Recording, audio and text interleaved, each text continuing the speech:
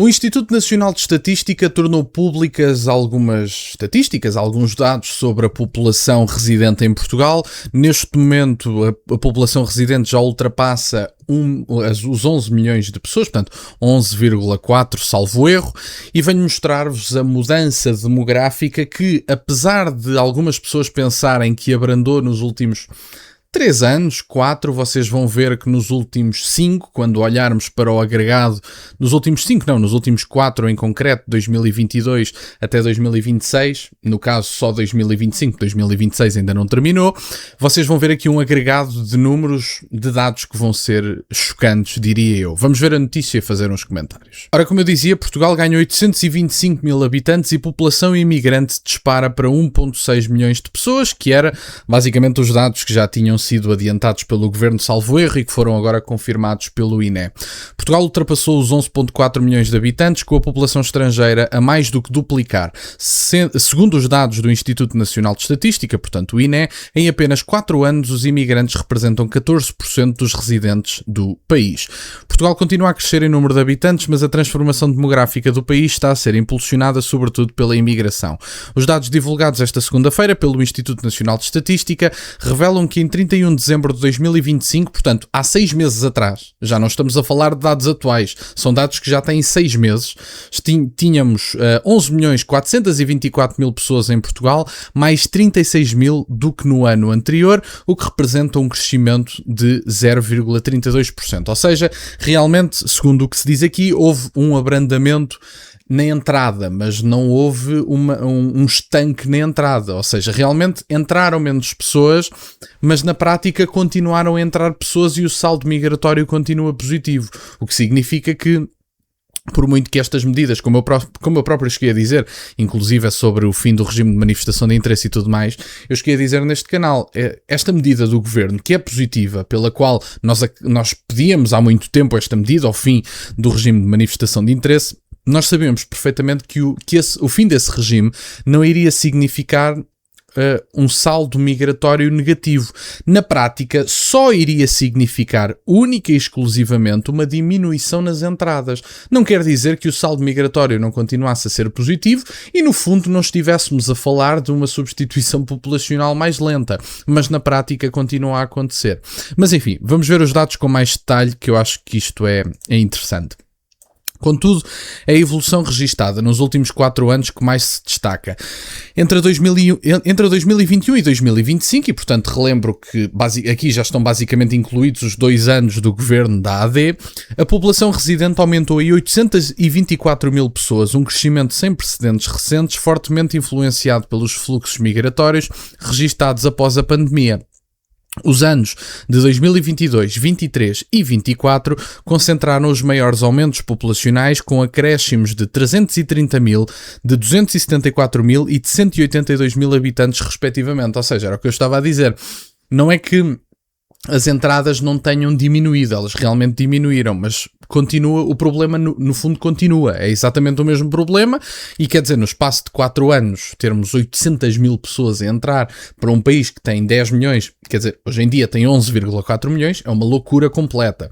Uma coisa é entrar em 800 mil pessoas no Brasil, que tem 200 milhões de pessoas, e mesmo assim estamos a falar de muitas pessoas, evidentemente, mas é para perceber aí o impacto na prática que tem a entrada de 800 mil pessoas quando estamos a falar única e exclusivamente, na verdade, não é a entrada de 800 mil pessoas, porque estas 800 mil pessoas, a população residente aumentou 800 mil pessoas, isto não tem que ver só com os imigrantes, mas maioritariamente estamos a falar da população imigrante.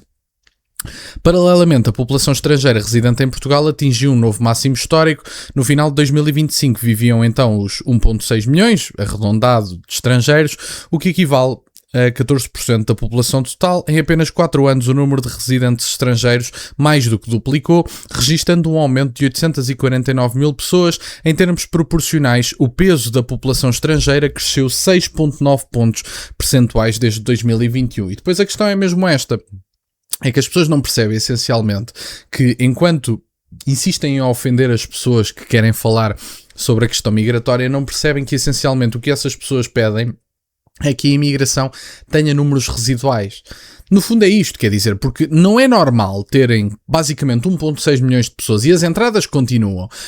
E agora, apesar de tudo, há um saldo migratório muito mais pequeno, inclusive é como foi noticiado pelo Sol, e o facto do saldo migratório ter abrandado não é ter ficado negativo, é apenas ter abrandado. Já mostrou alguns impactos na habitação, por exemplo, e portanto isso é notório, não quer dizer que vocês sintam de imediato, mas o mercado da habitação, principalmente para quem está à procura de habitação, vai sentir evidentemente uma menor procura para a mesma oferta, vai haver uma diminuição de preço, por muito pequena ou grande que seja, mas vai existir e isso é evidente e andamos a falar disso há imenso tempo.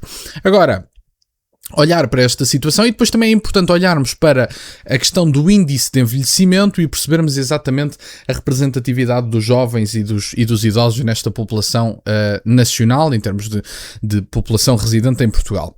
Apesar do crescimento populacional, Portugal continua a enfrentar um dos seus maiores desafios estruturais, o envelhecimento da população.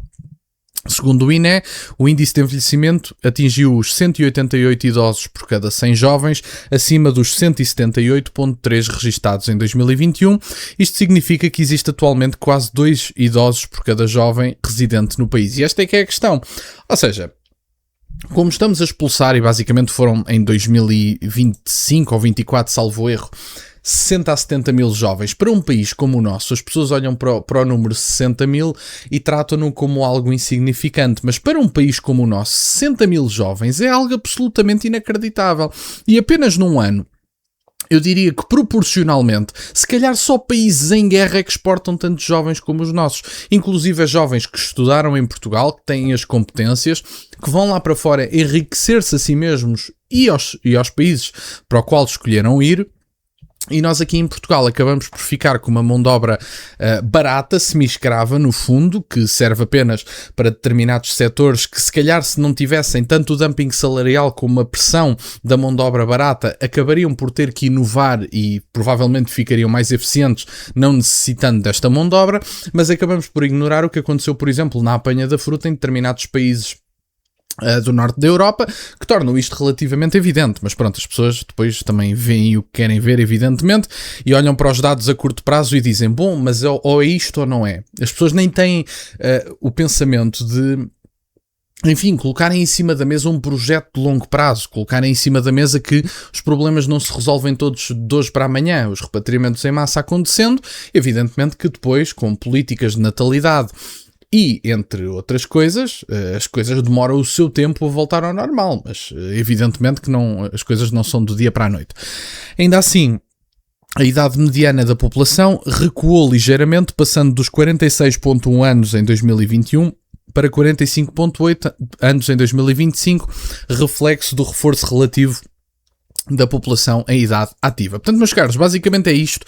Não é como se o governo do PSD, de Luís Montenegro, tivesse impedido aquilo que à direita nós pedimos há imenso tempo, que é: há demasiada imigração, queríamos que o país tivesse menos imigração. Continuam a entrar muitos imigrantes, já se mostrou no Sol e mostram-se nestes dados do INE. Apesar de ter havido uma diminuição nas entradas, as entradas continuam e, portanto, o problema que a AD diz ter resolvido está longe de estar resolvido, muito pelo contrário, está apenas a agravar-se mais devagar. E, portanto, era isto no fundo que eu tinha para partilhar. Fico-vos grato que estejam desse lado. Deixem só o gosto neste vídeo e subscrevam o canal. Tem as minhas redes sociais e o MBA na descrição, para o caso de quererem fazer alguma doação. E nunca se esqueçam, meus caros, questionem tudo. Até à próxima.